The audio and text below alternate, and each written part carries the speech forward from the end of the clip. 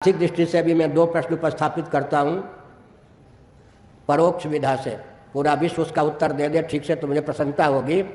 एक ऐसी व्यवस्था की कल्पना कीजिए जिसमें हर व्यक्ति की जीविका जन्म से आरक्षित हो। जान गया, सुरक्षित हो, तो आर्थिक विपन्नता, अनावश्यक विषमता संभव ही नहीं। और जो अभी व्यवस्था चल रही है, एक ऐसी व्यवस्था की परिकल्पना कीजिए हर व्यक्ति की जीविका जन्म से आरक्षित हो। स्वाभाविक ही वहाँ पर क्या होगा, आर्थिक विपन्नता प्राप्त होगी, अनावश्यक विषमता प्राप्त होगी। अर्थ की दृष्टि से भी भौतिकवाद तुच्छ है। अब थोड़ा दीजिए, विचार कीजिए, भौतिक विधा से विकास को परिभाषित और क्रियान्वित करने का फल क्या हुआ। ऊर्जा के चार स्रोत, पृथ्वी, पानी, प्रकाश और पवन, ये चारों के चारों वर्तमान समय में महायंत्रों के माध्यम से विकास को क्रियान्वित करने के कारण, भौतिक विधा से विकास को परिभाषित करने के कारण कुपित हैं, क्षुब्ध हैं, विकृत हैं। पृथ्वी कुपित है, क्षुब्ध है, विकृत है। जल भी कुपित है, क्षुब्ध है, विकृत है। तेज भी, वायु भी, ऊर्जा के सारे स्रोत विकृत हैं, विक्षिप्त हैं, कुपित हैं, क्षुब्ध हैं। लेकिन हमारे यहाँ जो विकास को परिभाषित किया गया, बेंगलोर देखिए, महानगर बनाएंगे, ज़्यादा स्मार्ट सिटी बनाएंगे तो क्या होगा, वन का विनाश होगा, पर्वत का विनाश होगा, जलाशय दूषित हो जाएंगे। और महानगरों में निवास करने पर न शुद्ध गंध की प्राप्ति होगी, न शुद्ध रस की प्राप्ति होगी, न शुद्ध रूप की प्राप्ति होगी, न शुद्ध स्पर्श की प्राप्ति होगी, न शुद्ध शब्द की प्राप्ति होगी, न शुद्ध मुस्कान संभव होगा, न शुद्ध मनोभाव संभव होगा, न शुद्ध मिट्टी सुलभ होगी, न शुद्ध पानी सुलभ होगा, न शुद्ध प्रकाश सुलभ होगा, न शुद्ध पवन सुलभ होगा, न प्रचुर आकाश सुलभ होगा। तो ये है विकास है या विनाश। महानगरों में निवास करेंगे तो संयुक्त परिवार टिक ही नहीं सकता है। संयुक्त परिवार जब नहीं टिकेगा तब कुलवधू, कुलवर, कुलदेवी, कुलदेवता, कुलगुरु, कुलाचार, इन सब का लोप हो जाएगा। तो विकास के नाम पर मनुष्य को संतान उत्पन्न करने और भोजन करने की मशीन बना दे। हर दृष्टि से समझाइए अपने बच्चों को, स्वयं समझने पर तो समझा सकेंगे ना।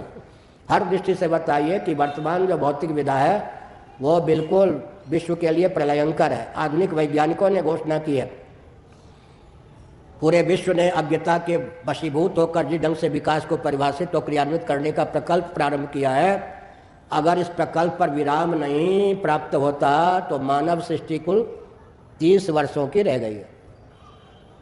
वृक्षों की सैकड़ों प्रजातियां लुप्त हो गईं। गीध की प्रजाति लुप्त, गीध का दर्शन भी अब नहीं होता। हंस का दर्शन कहाँ से होगा। स्थावर प्राणी, जंगम प्राणियों की प्रजातियां लुप्त हो रही हैं।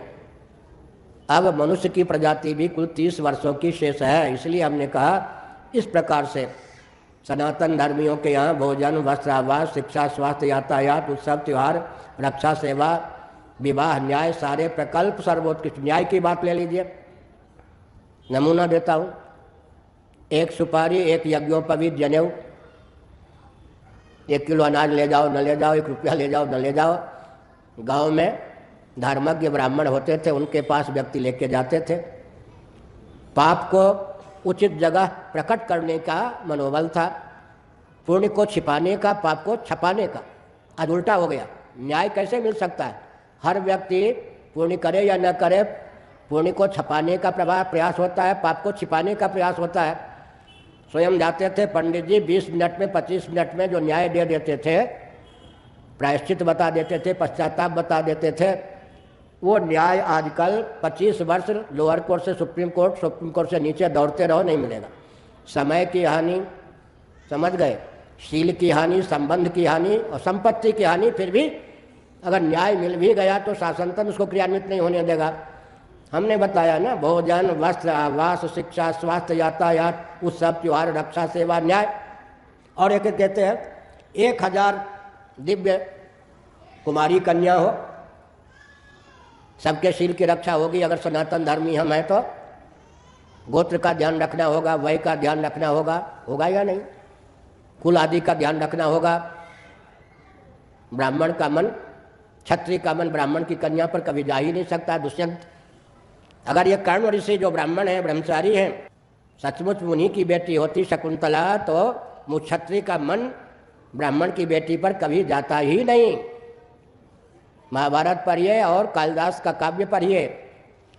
सनातन धर्म में विवाह की जो प्रथा थी उसमें देवियों का, लड़कियों का शील सुरक्षित रहता था। और रेड्डी कांड जो हुआ डॉक्टर का, वो नहीं होता था।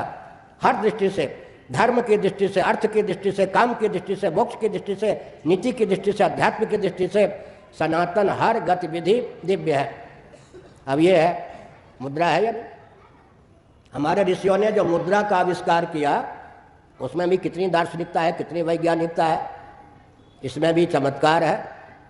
तो हमने संकेत किया, हर दृष्टि से विचार करने पर बालकों को, बालिकाओं को बचपन से दार्शनिक, वैज्ञानिक, व्यावहारिक तीनों धरातल पर सनातन सिद्धांत का प्रशिक्षण देंगे। वैज्ञानिक दृष्टि से, दार्शनिक दृष्टि से, व्यावहारिक दृष्टि से, तो बहुत ही वास्तविक बनेंगे। अपने लिए, राष्ट्र के लिए वरदान स्वरूप सिद्ध होंगे। एक प्रश्न और।